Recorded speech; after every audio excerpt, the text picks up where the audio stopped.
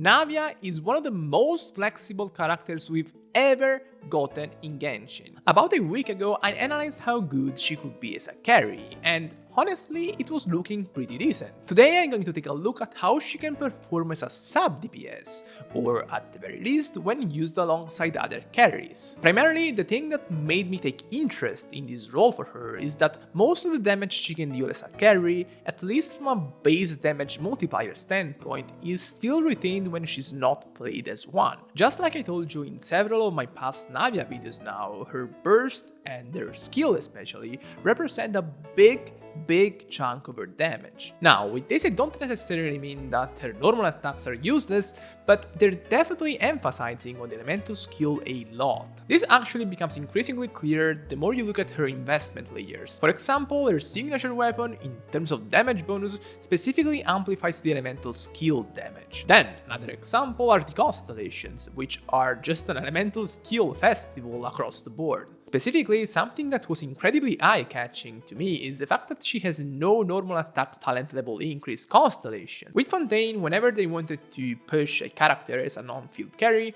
they always gave him a normal attack talent level increase constellation. This happened with Lyney, it happened with Neuvillette, and also Brisley. Even though when she's played as a carry, Navia's normal attacks are clearly better for damage than the elemental burst, her normal attacks don't have a constellation, while the elemental burst has one. Basically, the more you invest in her, the more MiHoYo is screaming at you, don't put her on field for extended time. But how will Navia as an off-fielder even work? Well, in reality, even as a sub DPS, she's not technically an off-fielder. Here we're not doing something that is similar to Yelan or Fischl, for example, where you activate their abilities and then see ya the next rotation, bruh. Navia is different from those characters, because she needs to go on field multiple times a rotation to be used well. Not only that, but while I talked shit about the normal attacks just now, they're not useless. Between having to be on field to use the elemental skills and also possibly using the normal attacks in a rotation,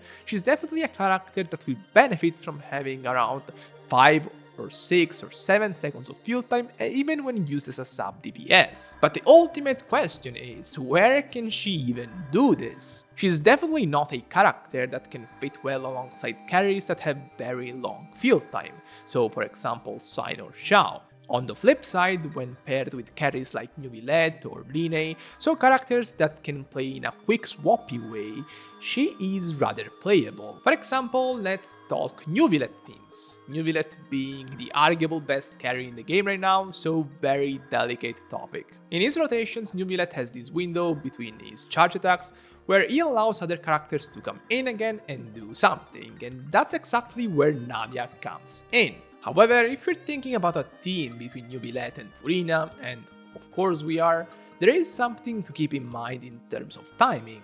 You definitely don't want to get too enamored with Navia's normal attacks, for example, because Furina's elemental burst only lasts for 18 seconds, and if you extend Navia's window too much, you might end up losing some of the buffs for some charge attacks hits for Neuvillette. The rotation I visualized for this team only has Navia using the elemental burst in the first part of the rotation, and then after the first window from Neuvillette, Navia will be using an elemental skill, then a normal attack, then an elemental skill again, and then a normal attack. To me, this is the bare minimum she can do. The normal attack might look trivial there, but it is actually very important.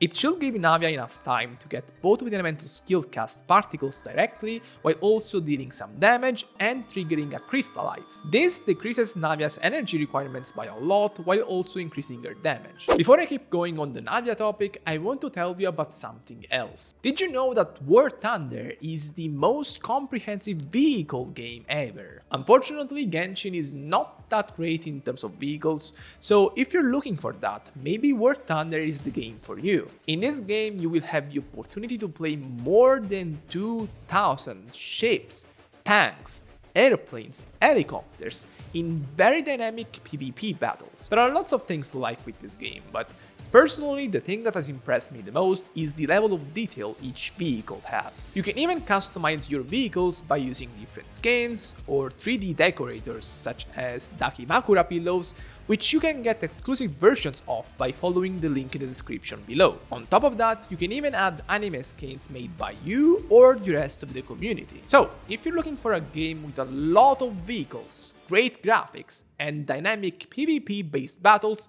Warthunder is the game for you, and you will find it for free on PC, PlayStation and Xbox. So as I was saying, Navia in Neuvillette teams, there is something else Navia can provide here which is very unique. Navia is likely the best archaic Petra holder in the whole game, by virtue of having to go on field multiple times a rotation and also being able to absorb the crystallized shards through the elemental skill.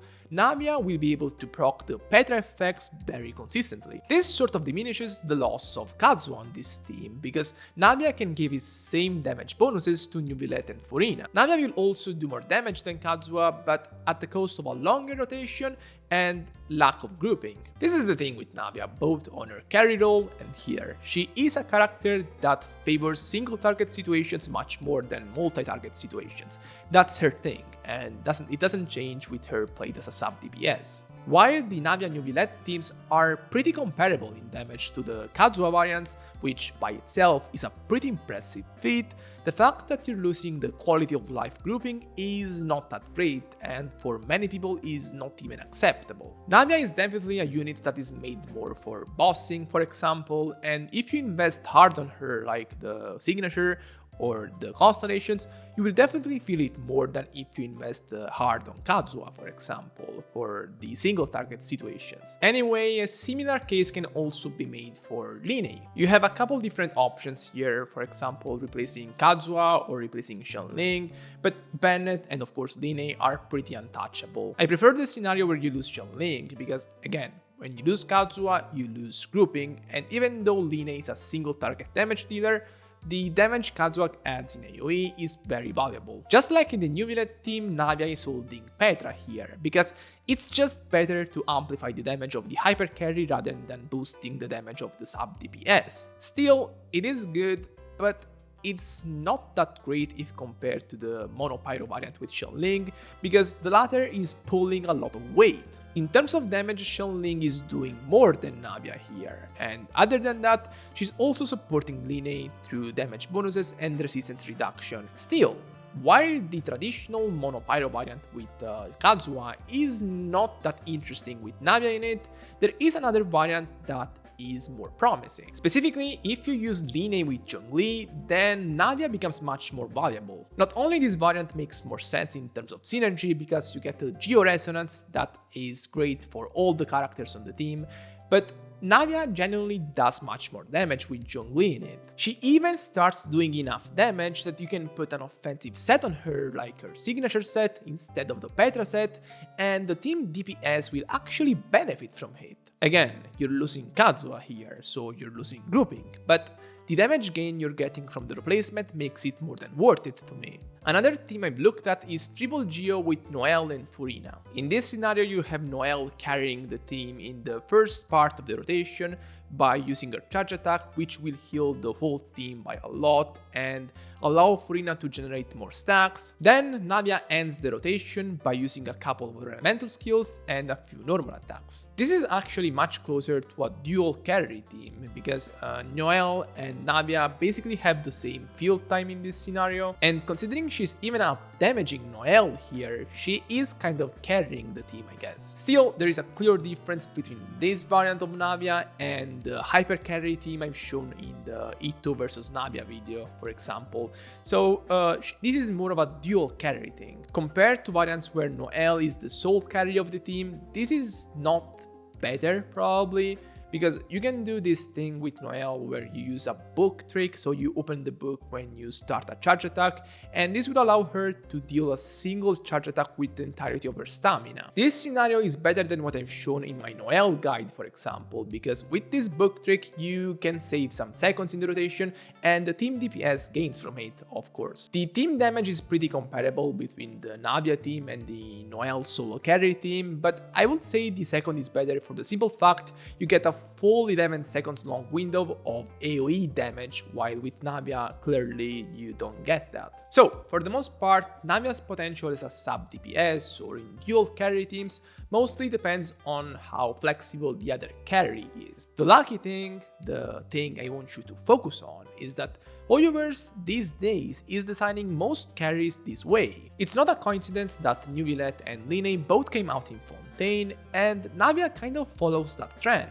For example, you also have Alhitam from early this year. He is pretty quick swappy. All of this to say that while Navia just looks decent right now and nothing more, she follows a trend that MiHoYo is trying to build on, so I think she will improve in the future. Let's hope for the best, I guess. And I'll remind you all that if you're interested in playing a game with war vehicles, make sure to check Warthunder out by following the links in the description below and in the pinned comment. Peace.